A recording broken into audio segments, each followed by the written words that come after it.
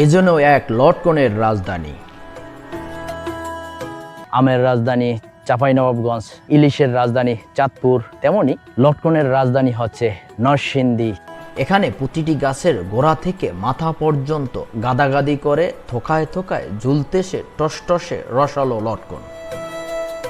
টসটসে এই লটকন খেতে যেমন সুস্বাদু, তেমনি দেখতেও নান্দনিক। বেলাবো উপজেলার আব্দুলনগর গ্রামের ইঞ্জিনিয়ার নুরুল আমিন ভূঁইয়া বাচ্চু ভাইয়ের বাগানটি প্রায় 100 বিঘা জায়গা জুড়ে অবস্থিত, যা এই অঞ্চলের ভিতরে সবচেয়ে বড় বাগান হিসেবেও খ্যাত। গাছের থেকে পেরে একটি লটকন টেস্ট করব, আসলে কিরকম স্বাদের হয়ে থাকে। এই একটি লটকন পেরে নিয়েছি গাছের থেকে, টেস্টটা কিরকম হয় সেটা আর কি অনুভব করব। আসলেই এই বাগানের লটকনগুলো অন্য অন্য বাগান থেকে খুবই আলাদা, কারণ খুবই মিষ্টি। আদিকাল থেকেই নরসিংদীর বিভিন্ন এলাকায় ঝাড় জঙ্গলে প্রকৃতিগতভাবে লটকনের গাছ জন্মায়। 30 বছর আগেও এখানে কোনো লটকনের বাগান ছিল না, এমনকি জঙ্গলি ফল হওয়ায় লটকনকে কেউ খেতেও না। ধীরে ধীরে টক মিষ্টি স্বাদের লটকনের নাম ছড়িয়ে পড়ে চারদিকে, বাড়তে থাকে চাহিদা। অর্থনীতির গুরুত্ব বিবেচনায় চাহিদার বিপরীতে যোগান দিতে বাড়তে থাকে বাগানের পরিমাণ। প্রায় 20 থেকে 30 বছর আগে শুরু হয় বাণিজ্যিকভাবে চাষাবাদ। বর্তমানে নরসিংদী সদর, বেলাবো, শিবপুর, রায়পুর, পলাশ, মনোহরদীতে অনেক বাগান রয়েছে, তবে সবচেয়ে বেশি লটকন জন্মায় শিবপুর ও বেলাবো উপজেলায়। ভরা মৌসুমে এই জনপথে, পথের ধারে, বাড়ির আঙিনায় সর্বত্রই লটকন ভর্তি গাছে শোভা ছড়ায়। মহান আল্লাহ তাআলার যে নিয়ামত কোথায় যে কার রেখেছে তা আসলে আমরা জানি না। আজ দেশের গণ্ডি পেরিয়ে বিশ্বের বিভিন্ন দেশে এই টসটসে রসালো ফলটি রপ্তানি হয়ে থাকে। আমি এখন যাত্রাবাড়ি রয়েছে, আর এখানে মিতালি একটি গাড়ি দেখতে পাচ্ছি, এই ঢাকা সিলেট। এই গাড়িটিতে করেই আমি নরসিংদী যাব। 150 থেকে 200 টাকা ওরা ভাড়া নিয়ে থাকে, যার থেকে যা রাখতে পারে। আমি এই গাড়িটি ধরেই আজকে নরসিংদীর উদ্দেশ্যে যাব। আমাদের গাড়িটা ধীরে ধীরে সিলেটের উদ্দেশ্যে যাত্রা করলো। লোকাল একটি গাড়ি, যার কারণে আমি নরসিংদীও নামতে পারবো। এই গাড়িটা সায়দাবাদ বাস স্টেশন থেকে ছেড়ে এসেছে। মূলত প্রতিদিন সকাল থেকে মধ্যরাত পর্যন্ত সিলেটের উদ্দেশ্যে এই গাড়িগুলো ছেড়ে যায় এবং ছেড়ে আসে। বিভিন্ন জায়গা থেকে যাত্রী উঠানো হয় এবং নামানো হয়। বিশেষ করে কাশপুর ব্রিজ, বুলতা, গাউসিয়া, আরও নাম না জানা কয়েকটি স্থানে দাঁড়িয়ে আমাদের গাড়িটি যাত্রী উঠিয়ে নেয় এবং নামিয়ে দেয়। এই যে আমার পিছনে যে গাড়িটি রয়েছে, এই গাড়িটিতে করেই আমি ঢাকার থেকে এসেছি। আমি প্রায় গাড়িটিতে 2.5 ঘন্টার মতো সময় লাগে। আমি গাড়ি থেকে নামার পরে এই ভাইকে পেয়ে গেছি। এই ভাই আমাকে রিসিভ করার জন্য আসছে, আর অনেকক্ষণ দাঁড় করিয়ে রেখেছি। সে দাঁড়িয়েছিল এখানে, আর আমি এখন মজ্জা বাজারে রয়েছি। এই ভাই আমাকে এই বাজার প্লাস এখানে যে বাগান রয়েছে এই বাগানগুলো ঘুরে দেখাবে। চলুন ভাই আমরা যাই। এই মজ্জা বাজার থেকে হাতের বাম পাশ দিয়ে একটি সড়ক চলে গেছে, আর এই সড়কটি দিয়েই আমার যেতে হবে লটকন বাগানে। আমরা একটা অটোরিকশা নিয়েছি, আর এখানে এসে জানতে পারলাম বেলাবো উপজেলা এবং শিবপুর উপজেলায় সবচেয়ে বেশি লটকন পাওয়া যায়। তাই আমরা আজকে ঘুরে দেখব শিবপুর উপজেলা ও বেলাবো উপজেলা। প্রথমেই আমরা যাচ্ছি বেলাবো উপজেলার আমলাবো ইউনিয়নের আব্দুলনগর গ্রামের ইঞ্জিনিয়ার নুরুল আমিন ভূঁইয়া বাচ্চু ভাইয়ের লটকন বাগান। সবচেয়ে বেশি লটকন পাওয়া যায়, আর আমরা এই অটোরিকশা ধরে সেদিকে যাচ্ছি এবং আপনাদেরকেও দেখানোর চেষ্টা করব যে এখানের লটকনগুলো দেখা যায় যে বাংলাদেশের বিভিন্ন প্রান্তেই চলে যায়। এগুলো সব লটকন বাগান। রাস্তার দুপাশেই এই গাছগুলো দেখা যায়। ও আমি এখন দাঁড়িয়ে রয়েছি ইঞ্জিনিয়ার নুরুল আমিন ভূঁইয়া বাচ্চু ভাইয়ের ঘরের কাছে। বাড়িটাও খুব ছিমছাম বা সুন্দরভাবে পরিপাটি করে তৈরি করে রেখেছে, যদিও লোকজনের কোনো দেখা নেই, তারা নাকি ঢাকা থাকে। খুবই চমৎকারভাবে তৈরি করে রেখেছে এই বাড়িটা, চারদিকে ডিজাইন করে তৈরি করেছে। আর বাড়ির পিছনেও দেখা যাচ্ছে অনেকগুলো লটকন বাগান রয়েছে, আমরা সেটাও দেখার চেষ্টা করব। এই যে দেখেন কিভাবে ধরে রয়েছে একেবারে ঘরের পাশে। ইঞ্জিনিয়ার সাহেবের ঘরের পাশে যে বাগানটা রয়েছে এটাও অনেক পরিমাণে লটকন রয়েছে, সোপায় সোপায় গাছের একেবারে গোড়া থেকে মাথা পর্যন্ত এই লটকন। এটা অনেক উঁচু গাছ, দেখেন। ওরে আল্লাহ!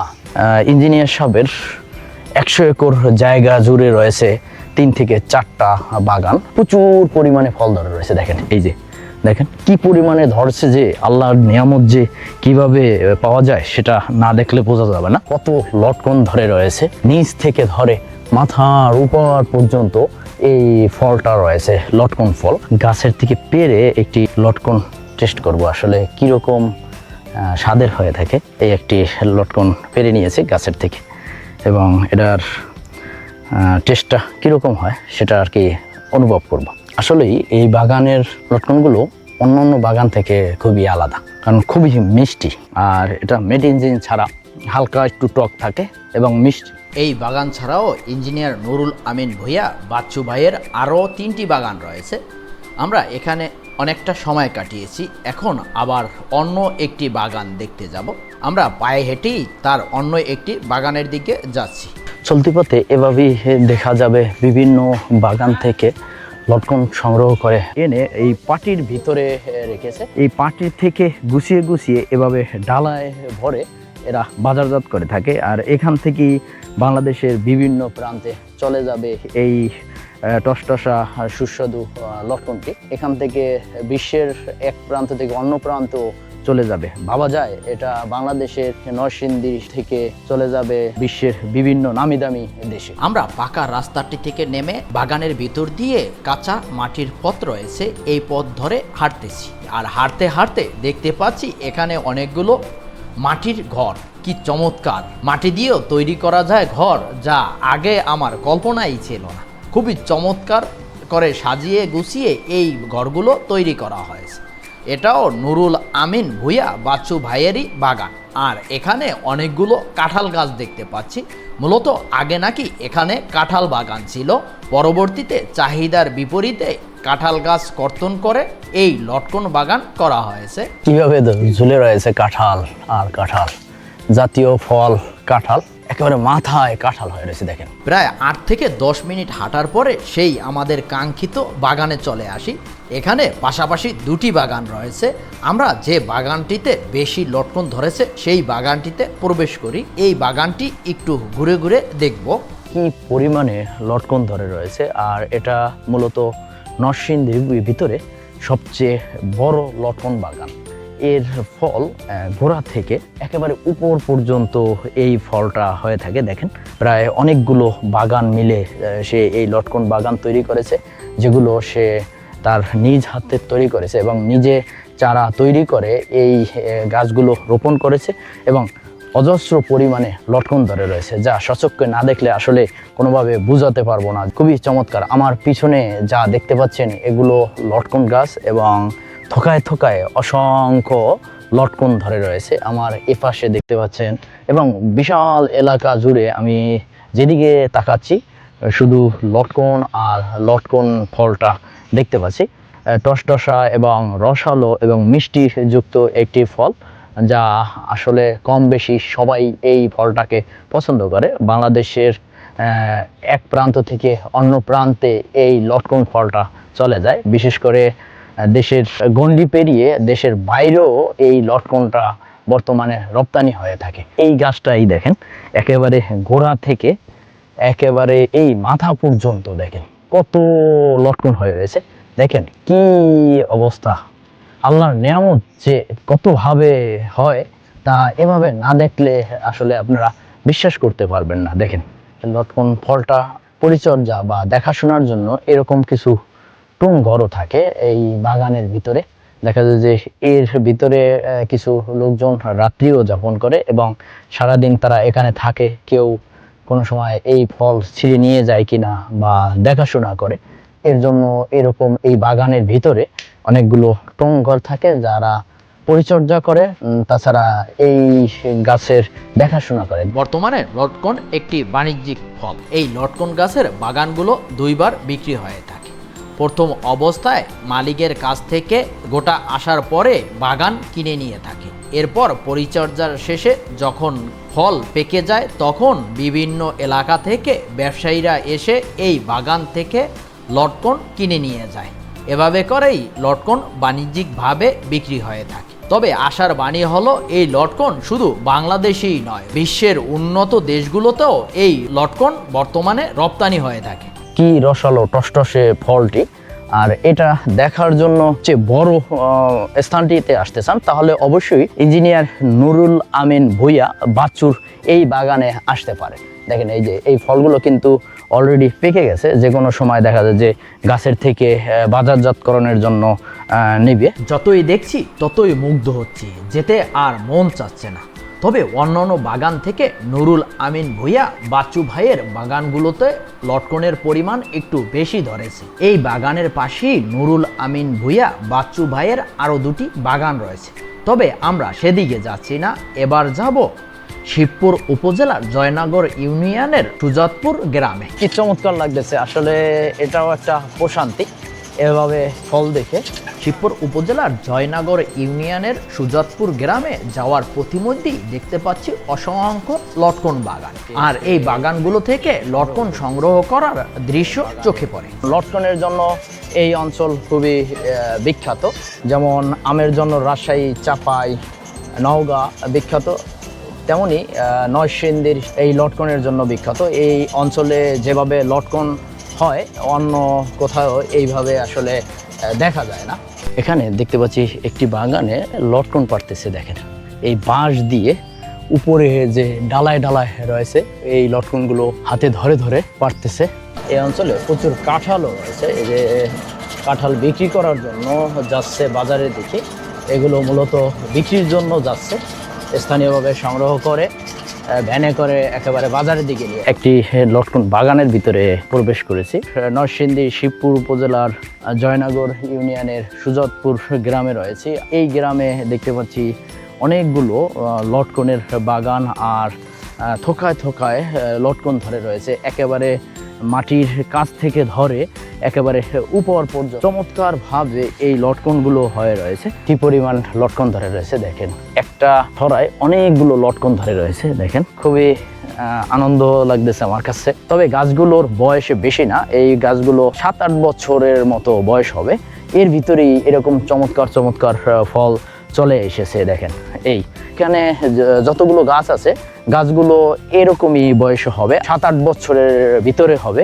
এর ভিতরেই দেখা যায় যে অনেক ফল আসছে। এখানে দেখতে পাচ্ছি এক ভাই লটকনের গাছের পরিচর্যা করতেছে, ফলে ঔষধ দিতেছে কালার সুন্দর করার জন্য এবং পোকামাকড় আক্রমণ থেকে রক্ষা করার জন্য মূলত এই স্প্রেটা করতেছে। দেখেন এই ফলগুলো কতদিনে আসে, কি পরিচর্যা দরকার হয়, আমি এই ভাইয়ের কাছে জানবো। আসসালামু আলাইকুম। ওয়ালাইকুম আসসালাম। ভাই ভালো আছেন? হ্যাঁ ভালো। আমি জানতে চাইতেছি যে এই যে ফলটা এই পর্যন্ত আসছে, এটা কতদিন পরে এই পর্যায়ে আসছে? 4 মাসের পরে বিক্রি শেষ। 4 মাসের মতোই আপনার এই গাছ পরিচর্যা করতে হয় 4 মাসে। ছোটা গাছা হয়, পুহিটি হয়, বাঁচতে হয়, ওষুধ দিতে হয়। ঠিক আছে ভাইয়া, কথা বলে ভালো লাগলো, ধন্যবাদ, ভালো থাকবেন। বাগান থেকে লটকন সংগ্রহ করতেছে এই একটি ছোট ভাই, বালতি বেঁধে রেখেছে উপরে। এই যে লটকনগুলো এটি হলুদ কালার ধরেছে, পেকে গেছে, যার কারণে এরা ছিঁড়ে নিবে। আর এটাও পেকে গেছে, তাই আমাকে অনুমতি দিয়েছে যে এটা ছেঁড়া যায়। এভাবে করে ছিঁড়ে এরা বালতির ভিতরে নিয়ে নেয়। এই যে দেখেন গাছের উপরে উঠে লটকন সংগ্রহ করতেছে উপরে। আমিও একটু লটকন সংগ্রহ করার একটু চেষ্টা করব গাছের উপরে উঠে। গাছ বেশি উঁচু নয়, সবগুলো পেকে গেছে গাছের, কারণ হলুদ হলুদ কালার ধারণ করেছে এই।